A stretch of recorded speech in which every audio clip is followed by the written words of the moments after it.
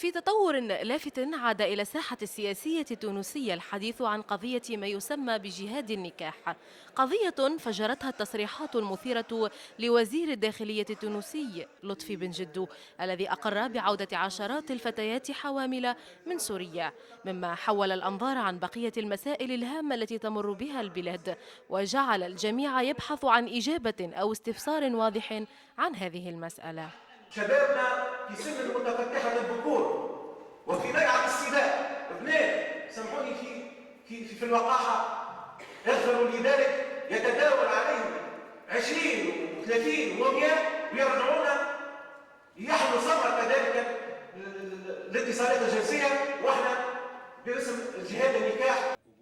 الجهات الحكومية استنكرت بدورها هذا الفعل معتبرة إياه خرقا صارخا للقيم الأخلاقية والدينية، غير أنه لم يعفها من المسؤولية، فالكثير من التونسيين اتهموا الحكومة بفسح المجال أمام عدد من التنظيمات المتشددة والمتطرفة للنشاط وسط المجتمع ولتقديم فتواها الخطيرة والتغرير بتلك الفئة من الفتيات القاصرات وجرهم نحو تصرفات مخلة بالأخلاق.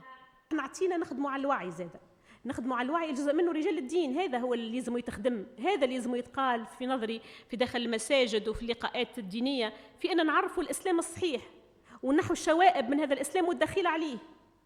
إذا كان الناس تمارس في هذا باسم الإسلام، على المشتغلين في هذا الحقل في التوعية والتربية الدينية والكذا، هذا هو اللي لازم يتخدم. ويرى مراقبون أن قضية جهاد النكاح التي عادت للظهور مجددا وأصبحت ظاهرة إعلامية قد وجهت نصب أعين المواطن التونسي إلى قضايا ثانوية لا تشكل أهمية كبرى في حياته اليومية.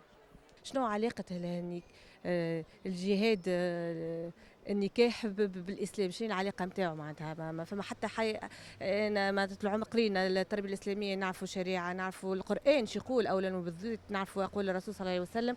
هذوما هما معناتها لي غوبير الاساسيين. الدين وين وصل، الاسلام وين وصل؟ حاشا وكلا كان الاسلامي هذايا يصرح ويحلل في الحاجات هذيا.